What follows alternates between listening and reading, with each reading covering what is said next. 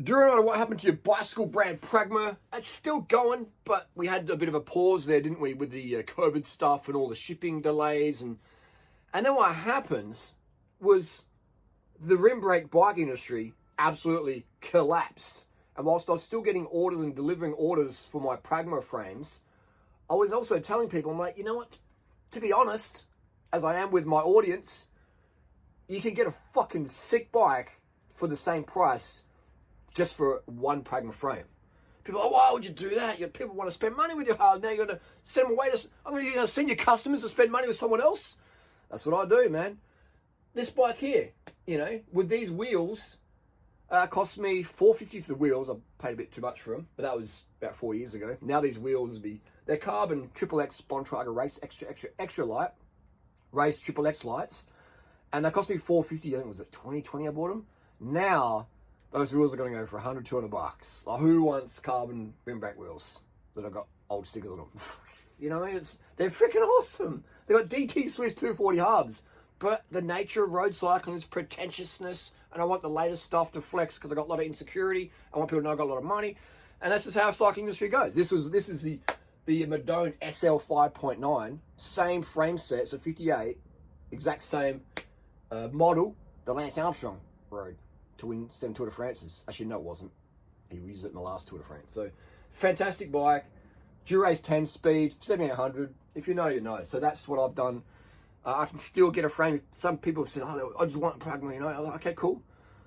But I'll give you your options first, don't I?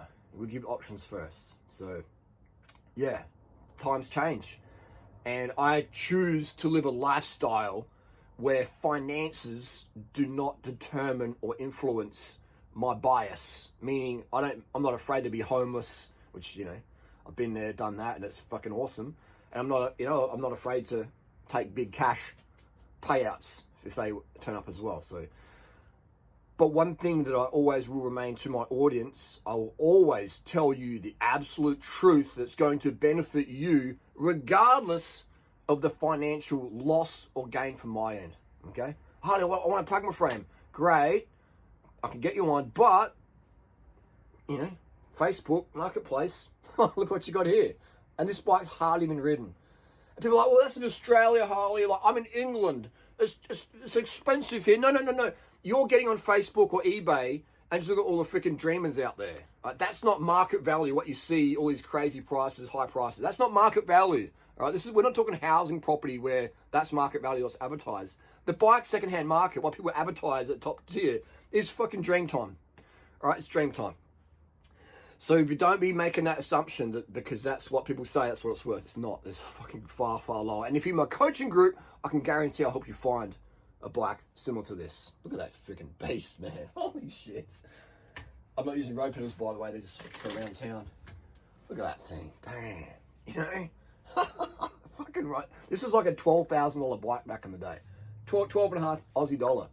And it would have cost me $450 for the wheels, $350 for the bike. Had different wheels in there because I swapped it for a Pinarello Dogma I bought with Jung. So yeah, it's about $800. All right, just goes to show you can be a YouTuber with over 400 million views and still don't know how to do basic mathematics. I got distracted by the beauty of this bike. I got totally distracted. What are we even talking about? Oh yeah, you could buy a frame from me, but I'll probably end up telling you to go and buy something like that because what's wrong with this? Oh, but my carbon doesn't last very long. It's going to break and foul on you. No, it doesn't. Have you ever seen one of these bikes someone's just riding on and it snap fails? No, it doesn't. For mileage, it does not happen, okay? Now, some of the bonding can maybe come a bit loose or something, but I've never actually seen that, okay? But, these bikes are freaking amazing. But the paranoia for old carbon means that the bars, I'll probably replace those carbon bars. If I was going to do some cobble racing on there or something, put some alloy FSAs on there, brand new, but otherwise the frame and fork's fine. This bike's easy to check and inspect. So yeah, we'll go back to the prices of the UK, etc. No, like the market in Europe, the second-hand market is a lot lower on the actual sale prices. Why is that? Because there's so much stolen product. You got all the gypsies and co ripping bikes, and you got your opioid addicts ripping bikes off, and that just dilutes the market and the prices drop. All right, when there's stolen items on a marketplace, the value drops. That's just fact, okay? Now in Australia, yes, we have bike theft, but it's not as rampant as it is in UK or USA, etc., okay? And we live on an island, all right? So no one's shipping bikes in from freaking the next country because it would just be cost too much in freight. But if you're in Europe, your bikes getting stolen in France and they end up in UK and just whatever, you know, they're Belgium, they go to France. Like, it's just so dilute the prices are down. And I'm a bike buyer, okay? Buyer and seller. Been in the industry for over 20 years.